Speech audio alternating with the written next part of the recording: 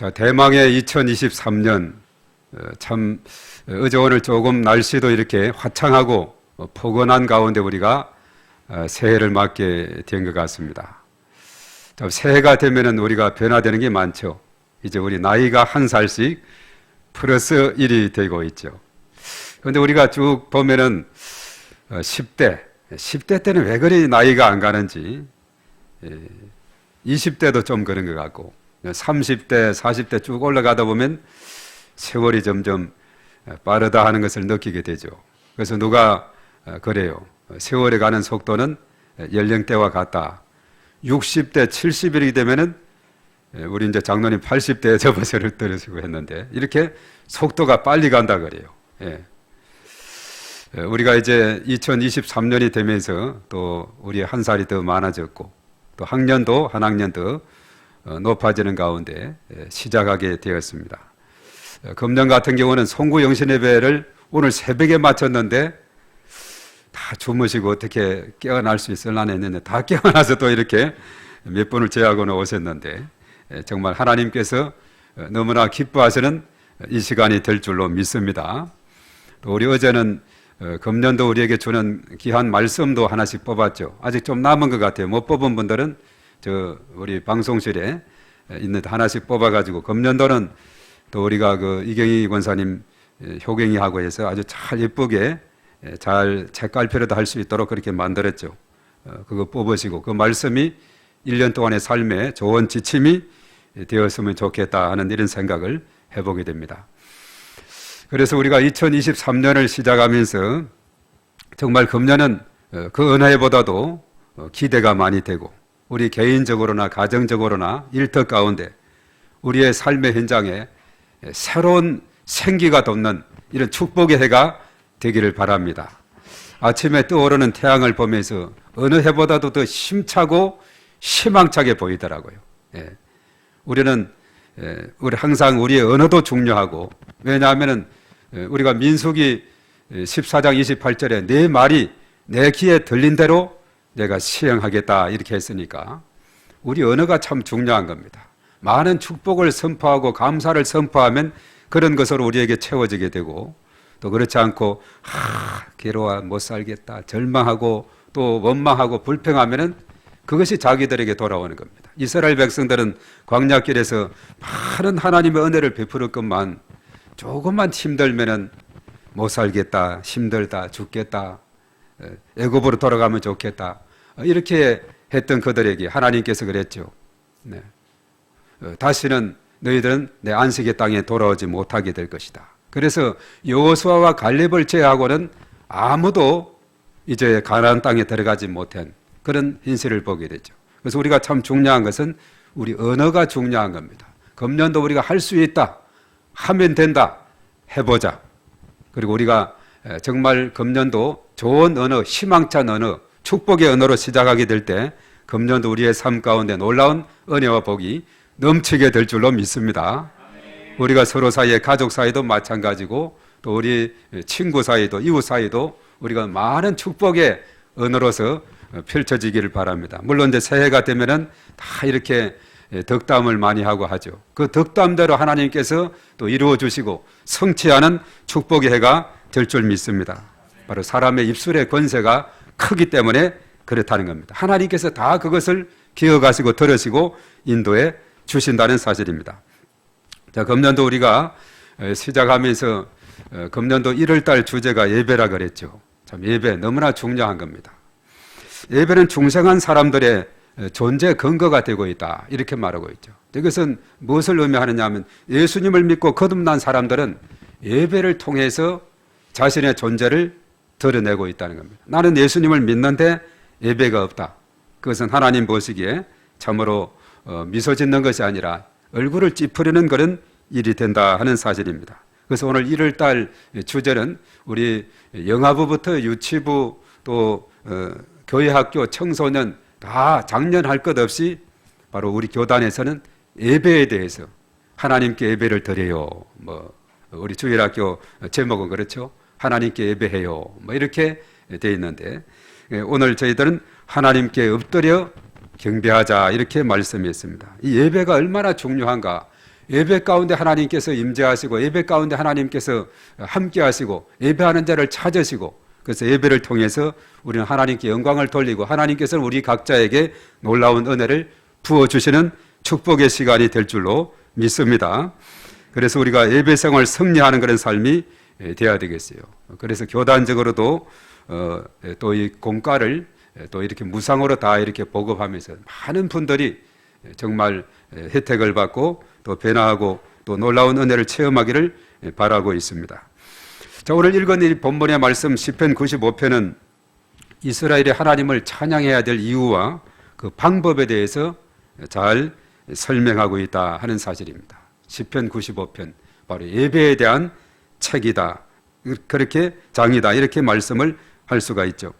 자, 시인은 하나님께서 구원자가 되시며 그리고 천지 만물을 창조하셨다는 것을 말씀했고 그렇기 때문에 만물의 주인이 되시고 그리고 만물을 이끌어 가시는 분으로 홀로 경배받기에 합당하신 그런 좋으신 분이시다. 이것을 오늘 읽은 말씀에서 우리에게 가르쳐 주고 있습니다. 자, 그러면 우리가 왜 하나님을 예배해야 하는지 구체적으로 상고해 보고자 하는데요. 자, 하나님은 우리 예배의 대상이라 그랬어요. 자, 예배의 대상이신 하나님은 어떤 분이신가?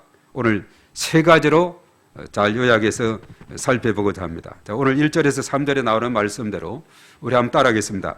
유일한 구원자이신 하나님. 자, 하나님은 구원자가 되신다. 구원자. 유일한 구원자가 되신다. 이렇게 말했어요. 우리가 하나님께 예배드려야 하는 것은 하나님은 구원의 반석이시다라고 했죠. 또 하나님은 크신 하나님이시요 모든 신들보다 크신 왕이시기 때문이다라고 말씀을 했어요. 구원의 반석이다. 오늘 1절에서 구원의 반석이라 했는데 여기서 반석은 사실 하나님의 별칭입니다. 하나님의 다른 이름이 성경에 많이 있죠. 우리가 하나님의 다른 이름을 대자면은 여호와 승리, 여호와 니시, 여호와께서 준비하시다, 여호와 이레, 또 평화의 하나님, 여호와 샬롬, 이런 또 여호와 삼마, 거기 계신 하나님, 여러 가지 많은 이런 여호와 또 라파, 치료하시는 하나님, 많은 하나님에 대한 이름들이 많이 있는데 특별히 이 반석은 하나님에 대한 또 다른 이름이다 이렇게 말합니다. 우리가 시편에 보면은 시편 18편 2절의 말씀 또 그리고 많이 있습니다만 2절 한 절만 대표적으로 봐도 여호와는 나의 반석이시요 나의 요새시요 나를 건지시는 이시요 나의 하나님이시요 내가 그 안에 피할 나의 바위시요 나의 방패시요 나의 구원의 뿌리시요 나의 산성이시로다. 예. 여호와는 나의 반석이다 이렇게 말했어요. 그리고 사실 이사야 44장 8절에도 이사야 선지자도 그랬어요. 너희는 두려워하지 말며 겁내지 말라. 내가 예로부터 너희에게 듣게 하지 아니하였느냐 알리지 아니하였느냐 너희는 나의 정인이라 나 외에 신이 있겠느냐 과연 반석은 없나니 다른 신이 있음을 내가 알지 못하노라. 그래서 다른 반석은 없고 오직 하나님만이 반석이라는 거죠. 그리고 사실 하박국 1장 12절의 말씀에도 그렇게 말했습니다. 선지자가 이르되 여호와 나의 하나님 나의 거룩한 이시여 주께서는 만세 전부터 계시지 아니하시나이까 우리가 사막에 이르지 아니하리이다. 여호와여 주께서 심판하기 위하여 그들을 두셨나이다. 반석이시여 주께서 경계하기 위하여 그들을 세우셨나이다. 자, 하나님을 향해서 뭐라 그랬죠? 반석이다 이렇게 말씀했어요. 이 반석하면은 하나님에 대한 의존성 또 안전성을 의미하고 있습니다. 자, 구원의 반석이라는 것은 하나님께서 우리에게 구원을 주시는 분이시다 하는 그런 의미가 있습니다. 그리고 우리가 사실은 반석은 우리가 신약 성경에 와서 예수님에 대한 또 다른 표현이 반석이 되고 있죠. 사도 바울은 건축자의 기초가 되고 터가 되는 분이 바로 예수님이라고 고린도전서 3장 10절 11절에 말씀했습니다. 또 예수님은 또 시편 118편 22절에 말씀 그랬죠. 건축자들의 버린 돌이 모퉁이의 머릿돌이 되었다. 그래서 집을 지을 때 건축자들이 그 머릿돌을 아주 튼튼하게 해서 그 위에 기둥을 세워서 집을 짓게 되는 것을 봅니다. 그래서 베드로전서 2장 7절에서 그 말씀을 인용을 했죠. 그리고 예수님은 사실 베드로는 반석이라는 그런 의미인데 반석 위에 교회를 세우리니 음부의 권세가 이기지 못하리라. 마태복음 16장 18절에 말했어요. 반석 위에 집을 세우게 되면 그 집은 튼튼한 집이 되는 거예요. 그래서 예수님께서 산상수훈의 말씀이 마태복음 5, 6, 7장인데 그 결론의 말씀 그랬죠. 내 말씀을 듣고 잊어버리고 지나치는 자는 어리석은 사람이되 모래의 집을 짓는 사람과 같다. 그렇지만은 내 말씀을 듣고 잘 순종하며 지키는 사람은 반석 위에 집을 지은 사람 같아서 그것은 지혜로운 사람이고 비바람이 창수가 몰아친다 할지라도 그러나 그 집은 무너지지 않는다. 그렇게 말하고 있죠. 그만큼 이 반석이라는 것은 튼튼하고 견고하고 안전하다는 그런 의미가 담겨 있습니다. 그래서 여호와는 나의 반석이다. 하나님을 반석으로 섬기게 될 때 우리의 인생은 참으로 복된 인생, 승리의 인생, 축복의 인생이 펼쳐지게 될 줄로 믿습니다. 그리고 하나님은 만왕의 왕 만주의 주시다 이렇게 말했죠. 다른 어떤 신과도 비교할 수 없는 유일한 존재라는 의미입니다. 하나님은 많은 신들 중에 한 분이 아니고 유일하시고 절대적인 우월성을 지닌 분이다 하는 것을 오늘 3절에 기록을 하고 있습니다.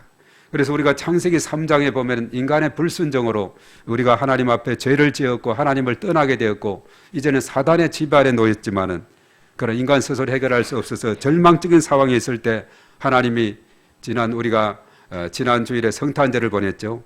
독생자를 이 땅에 보내셨습니다. 예수님이 이 땅에 오셔서 구원의 길을 활짝 열어 주셨죠. 예수는 그 이름 뜻이 자기 백성을 그들의 죄에서 구원할 자라 그랬고 그리스도, 직분이라 그랬죠. 헬라 말인데 히브리 말로 메시아, 기름 부음을 받은 자인데 구약시대 선지자 제사장 왕이라 그랬어요. 그래서 창세기 3장에 인간이 가진 세 가지 문제, 도저히 인간 스스로 어느 누구도 해결할 수 없는 그 문제를 예수님께서 그리스도가 되셔서 그는 선지자 또한 제사장 왕이 되셔서 우리의 모든 문제, 인생 문제를 해결해 주셨다는 겁니다. 그래서 예수님께 나오면은 인생의 모든 근본 문제가 해결, 끝 다 해결되는 놀라운 역사가 일어나게 되는 줄 믿습니다. 얼마나 좋은지 몰라요. 내 힘으로 되지 않을 때. 제가 어제 말씀을 못 뽑아서 이제 아침에 하나 뽑았어요. 제가 가서 뽑아보니까 서바냐 3장 17절 그게 나와요. 이는 힘으로 되지 아니하고 능력으로 되지 아니하고 오직 나의 신으로 되느니라. 이 말씀이 뽑혀지더라고요. 그 말씀을 붙잡고 또 금년도 오직 성령님의 능력에 힘입어서 성령의 권능에 힘입어서 나가기를 원합니다. 그렇습니다. 내 힘으로는 안 될 때, 내 힘으로는 너무나도 한계가 있을 때, 절대 절망이 있는 그 자리에 바로 하나님은 절대 희망이 되는 줄로 믿습니다. 정말 우리가 성경에서 볼 때 절대 절망의 자리에 절대 희망으로 하나님께서 역사하는 것을 보게 돼요. 영웅은 언제나 재난의 때, 어려운 때에 등장하게 되는 거죠. 아무런 일이 없으면은 그렇죠. 지난번에 간정거리도 없는 거예요. 예. 영웅은 어려운 때에 나타나게 되는 것을 보게 됩니다. 이 사사 시대도 수많은 사사들이 언제 등장했느냐? 그 나라가 힘들고 어렵고 그들이 죄를 지어서 하나님의 심판으로 주변의 나라가 침략해서 일제 우리 36년간 일제 강점기와 같이 식민지 생활하는 그 생활이 얼마나 괴롭고 힘들어서 하나님이여 하나님이여 내가 죄를 지었나이다 불쌍히 여겨 주시옵소서 손들고 기도하고 회개할 때 하나님께서 구원자로 사사를 세우게 되고 그래서 사사를 통해서 적군을 물리치면은 그 땅에 20년이고 40년이고 80년이고 평화의 나라가 되는 것을 보게 됩니다. 영웅은 언제나 어려운 때 나타나는 겁니다. 금년도 경제가 어렵다 뭐가 어렵다 이래 하지만은 언제나 하나님께서는 그 힘든 상황에서 일어서는 줄로 믿습니다. 힘든 상황에서 그 어려운 상황에서 바로 위기가 기회가 되는 거예요. 전에 언젠가 우리 교회에 와서 간증한 제가 서울제일교회에 있던 그 장로님이 있죠. 그분이 그야말로 경북 봉화에서 초등학교만 나오고 홀롤단신 겨우 열차표 청량여행 열차표를 준비해서 오다가 돈이 떨어져서 또 가수원에 가서 일을 해서 또 해가지고 서울까지 혼자 왔는데 아무 그것이 없어가지고 500만 원을 80년 초에 은행 지점장 되는 그 집사님에게 빌려가지고 이제 파이프 이런 가게도 하고 이랬는데 그렇게 해서 쭉쭉 해서 그 빚을 또 다 갚고 또 나중에는 화장품까지 이렇게 또 화장품 가게 이렇게 하게 되는데 장사가 잘 돼요. 그런데 IMF가 와서 참 모든 것이 어렵고 뭐 다 이런 상황이 있을 때 그 강동구청 앞에 큰 빌딩이 있는데 그것을 인수받았어요. 어느 누가 세금 문제를 해서 명의만 이렇게 받으라고 해가지고 받아서 나중에 그 필요한 것은 또 새 나오는 돈으로 이렇게 이자를 갖고 해서 했는데 그것이 또 잘 이렇게 그냥 값이 오르고 해서 얼마 전에 누가 만났는데 그러더라고요. 내 재산이 이제 700억이 넘게 됐다. 이렇게 이야기하더라고요. 아무 빈 주먹으로 왔는데 재산이 700억이 넘게 됐다. 그래서 보면은 교회 건축할 때도 15년 전, 한 20년 전에 교회 땅 사는데 20억을 헌금을 하고, 뭐 서울신학대학 대강당 하는 데도 1억을 하고, 뭐 이런 막 자꾸 베풀고 이렇게 하는데 그동안에 저는 한 100억이 좀 넘지 생각했는데 얼마 전에 누가 만나고 왔는데 그렇게 됐다 그래요. 이 어려운 시절에 막 이렇게 일어서게 하는 분은 일어서게 되는 이런 놀라운 역사가 일어나게 되는 겁니다. 그래서 우리는 아무리 힘들다 어렵다 하지만은 우리가 요셉의 그 이야기를 보세요. 다 어려운 그런 상황 속에 있을 때 바로 하나님께서 요셉을 축복해 주어서 그 모든 식구들을 고센 땅으로 인도해 주시고 또 얼마나 그 가문을 번창하게 이렇게 했는지 모릅니다. 정말 하나님께서 함께 하시면은 능치 못하심이 없는 줄로 믿습니다. 그래서 하나님은 참으로 좋으신 하나님, 그 하나님을 경배하고 그 하나님 앞에 엎드려 우리가 그 하나님 앞에 구원자 하나님 앞에 최고의 존경을 표할 때 하나님께서 우리에게 넘치는 은혜를 부어주시게 될 줄로 믿습니다. 두 번째는 하나님은 어떤 분이신가? 따라하겠습니다. 창조자이신 하나님. 하나님은 창조자다 그랬어요. 우리가 창세기에 보면은 하나님께서 6일 동안에 태초에 하나님이 천지를 창조하시니라 빛이 있으라 부터 해가지고 6일 동안에 천지를 창조하신 그 이야기. 마지막에 인간을 창조하시고 에덴 동산을 지으시고 인간을 창조하시고 그리고 인간들에게 복을 주시고 다스리고 통치할 수 있는 은혜를 더하신 것을 보게 되죠. 바로 이 창조자는 또한 소유권도 가지고 있는 겁니다. 그래서 모든 만물이 모든 것이 하나님 것이에요. 창조, 모든 것을 창조하신 하나님. 그 창조자이신 하나님께 우리가 굽혀 경배하며 무릎을 꿇어 경배하게 될 때 하나님께서 참으로 기뻐 받으시게 될 줄로 믿습니다. 그래서 우리가 엎드려서 하나님 앞에 경배한다. 굽혀서 경배한다. 무릎을 꿇는다. 바로 이것은 엎드려서 경배하는 것을 의미하고 있습니다. 그래서 우리가 창조자이신 하나님 앞에 최고의 그런 예의를 갖추어서 하나님 앞에 잘 경배를 올려드리게 될 때에 하나님께서는 바로 아벨의 제사를 받으셨죠. 가인의 제사보다 그 중심을 보시고 그 믿음을 보시고 그 예배를 받으시고 놀라운 은혜와 복을 내려주신 것처럼 우리의 삶 가운데도 정말 하나님께서 예배를 받으시고 축복해 주실 것을 믿습니다. 그래서 우리가 하나님 앞에 나올 때는 최고의 그런 정성을 다해서 옛날 분들 보면은 알지도 못하는 신에게도 보면 목욕 제계를 하고 요즘도 다른 이런 나라들을 보면은 그 다른 그 신들을 숭배하기 위해서 그 아래쪽에서 막 그냥 목욕 제계하고 올라가서 경배하고 이런 것을 보게 되죠.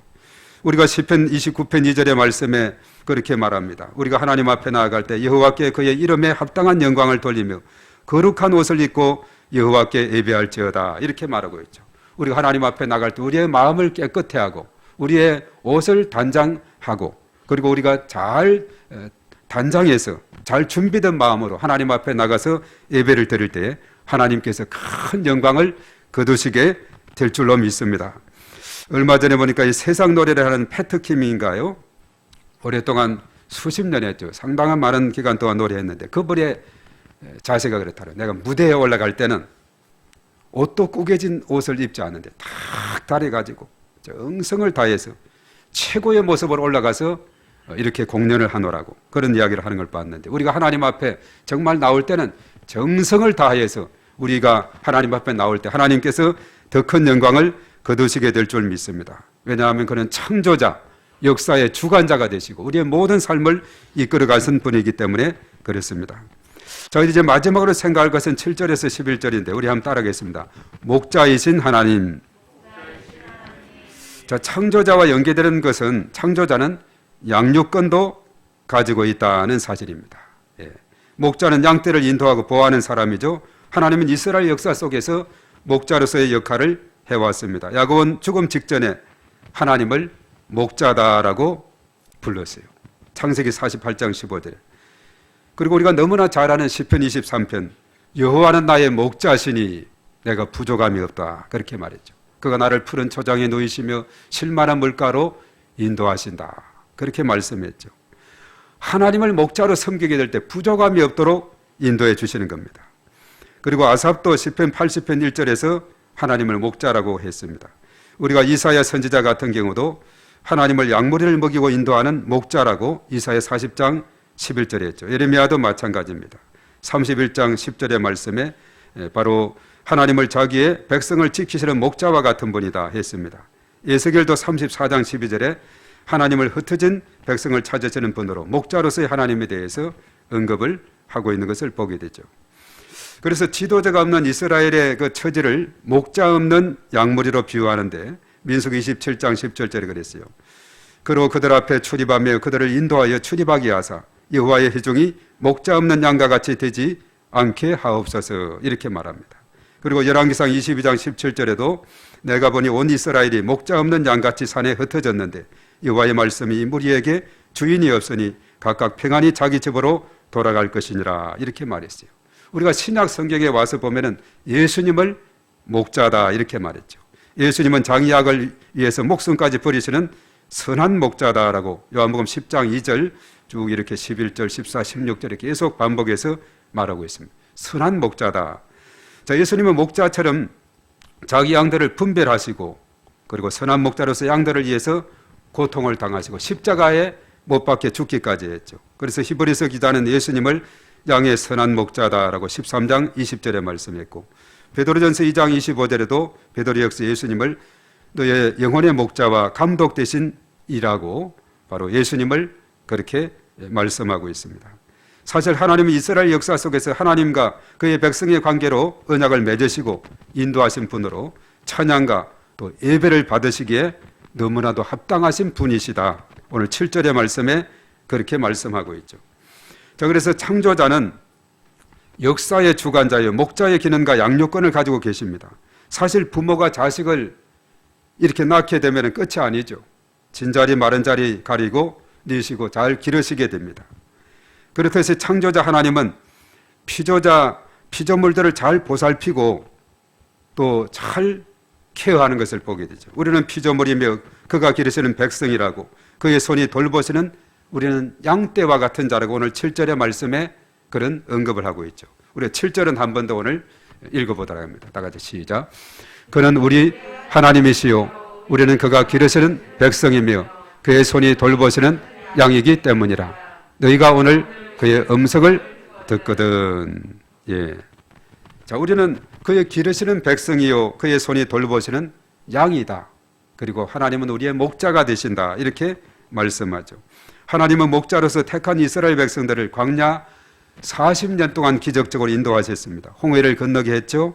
아말렉과의 싸움에서 모세의 손이 올라갈 때 승리하게 했죠. 만나와 메추라기 먹였습니다. 반석에서 물이 나게 해서 먹였고, 낮에 그 뜨거운 태양을 구름 기둥으로 막아주고 밤의 추위를 불 기둥으로 인도하셨으며 광야에서 정갈, 물리면 얼마나 독한 정갈로부터 보호해 주셨어요. 또 이제 시온왕과 바산왕 옥을 물리치고 가나안 문턱까지 잘 인도했죠. 그러나 백성들은 완악하고 마음이 미혹하고 불순종함으로 분노했어요. 그리고 내 안식에 들어오지 못하리라. 오늘 11절에 그렇게 말했죠. 내 안식에 들어오지 못한다.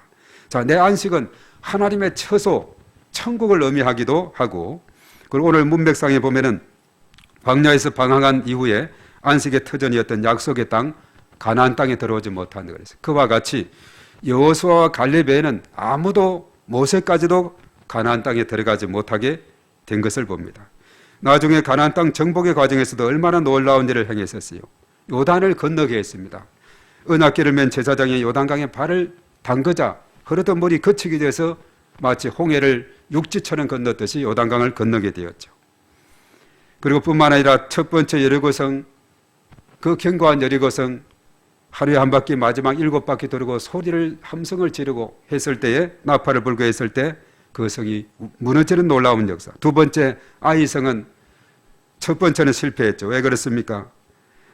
첫 번째 이 여리고성에서 탈취한 모든 것을 다 하나님께 불태워 바치라 했는데 아간이라는 사람이 순교 예토 한 벌과 은 200세겔, 금 50세겔 때문에 바로 그 제약으로 인해서 1차는 실패하게 하고 그것을 그 제약을 완전히 제거했을 때 2차 때는 승리하게 되었다는 겁니다. 그리고 7 부족들 전쟁에서 하나님이 함께 하심으로 승리하게 하셨고 12지파에게 그 땅을 분배하게 해 주셨다는 것입니다. 좀 놀라운 하나님이시죠. 약속된 가나안 땅은 영적인 안목으로 보면 하나님의 언약을 준수하고 순종하는 자들이 들어가는 그 장소를 말합니다. 그렇다면 안식의 땅으로 들어갈 수 없다는 이 말씀은 주님 재림 때까지 오고 가는 모든 세대 중에서 하나님 말씀을 거역하는 모든 인류를 향한 경고이기도 해요. 그래서 우리가 이제 오늘 본문의 후반부는 불순종하는 자에게 대한 심판의 경고이지만 긍정적으로는 이 말씀을 반면 교사로 삼는다면 과거의 실패를 반복하지 않고 더 적극적으로 하나님을 경배함으로 복된 삶을 이루라는 메시지인 줄로 믿습니다. 과거 이러한 여러 가지 많은 성경의 내용들을 거울 삼아서 그 실패를 반복하지 아니하고 이제는 하나님만 바라보고 예배는 구원자이시고 창조주, 목자지시는 하나님께 우리가 굽혀 무릎을 꿇고 엎드려서 경배하는 행위라 했는데 바로 2023년 새해를 맞이해서 가장 먼저 우리가 결단하고 또 실천해야 되는 이 주일 성수 하나님께 예배하는 일에 우선을 다하는 우리 모두가 되어야 될 줄로 믿습니다. 예배는 의무가 아닙니다. 구원을 해주시고 창조하셨을 뿐만 아니라 선한 목자로서 인도해 주시는 하나님께 감사하며 기쁨으로 나아가야 될 줄로 믿습니다. 준비된 마음, 사모하는 마음, 존경하는 마음으로 이루어져야 됩니다. 또 외적으로는 깨끗한 몸, 단정한 복장, 경건한 마음을 가지고 나가야 될 줄로 믿습니다. 바로 안악한 마음이 아니라 부드러운 마음, 불신의 마음이 아니라 신뢰하는 마음, 순종하는 거역하는 마음이 아니라 불순종하는 거역하는 마음이 아니라 순종하는 마음, 그리고 교만한 자를 대적하시고 겸손한 자에게 은혜를 베푸시는 그 하나님 앞에 겸손함으로 엎드려 나아갈 때 하나님의 큰 축복이 이어지게 될 줄 믿습니다. 자, 새해 예배 생활에 승리하는 복된 해가 되기를 바라겠습니다. 하나님의 변함없이 준 은혜가 새해 백도부터 연말까지 우리의 삶 가운데 넘치게 되시기를 주님의 이름으로 축복합니다.